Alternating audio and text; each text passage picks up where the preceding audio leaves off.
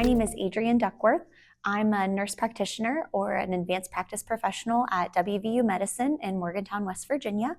And my group decided to present a poster, or was accepted to present a poster at JADPRO Live this year regarding our Care Gaps initiative that we utilize to improve lung cancer screening in our cancer center. So this idea was inspired by the change in the Commission on Cancer's survivorship standard to have a survivorship program rather than just handing out survivorship care plans.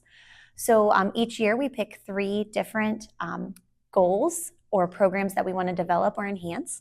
So we worked with our lung cancer screening program to enhance our lung cancer screening amongst our patients who were coming through the cancer center. So these are patients who were already diagnosed with cancer or being seen for benign or classical hematology in our building. And then they met the screening criteria, but had not yet been screened.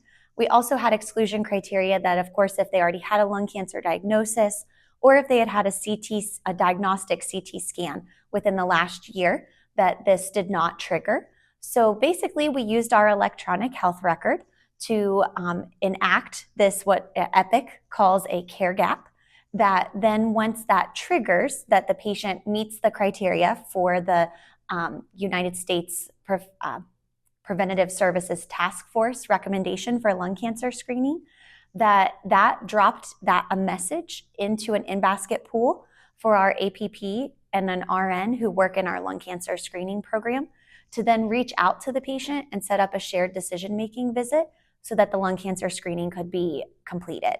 And by doing that, we were able to improve our lung cancer screening rate to 27% over the last 2 years, which is a big jump from the national screening rate, which is around 6%.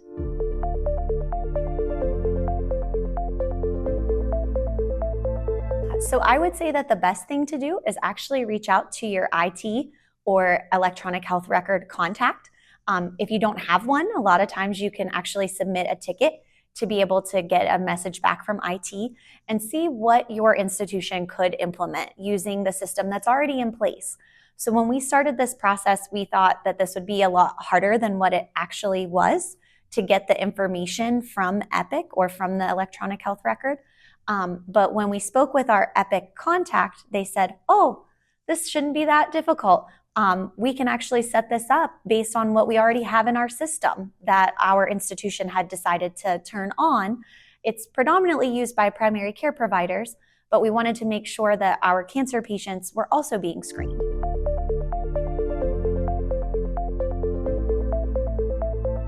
A big thing for us was that we did have an excellent IT contact that was willing to work through the kinks with us.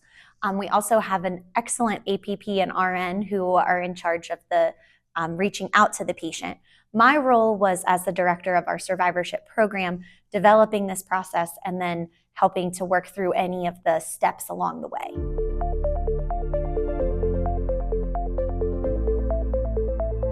My hope would be that we would be able to expand this further, or that other institutions may take inspiration and look into this. Lung cancer screening is very near and dear to my heart. I've worked in taking care of lung cancer patients from the medical oncology side for about 10 years. And screening would certainly help to change the timing of when people are diagnosed, which is really where we're going to continue to make the biggest impact on improving survival rates. My job, like I said, is giving or participating in deciding about systemic therapy. But of course, the earlier things are found, the less likely that people will need us. Or if they do need us, we'll have better treatment options than we had in the past.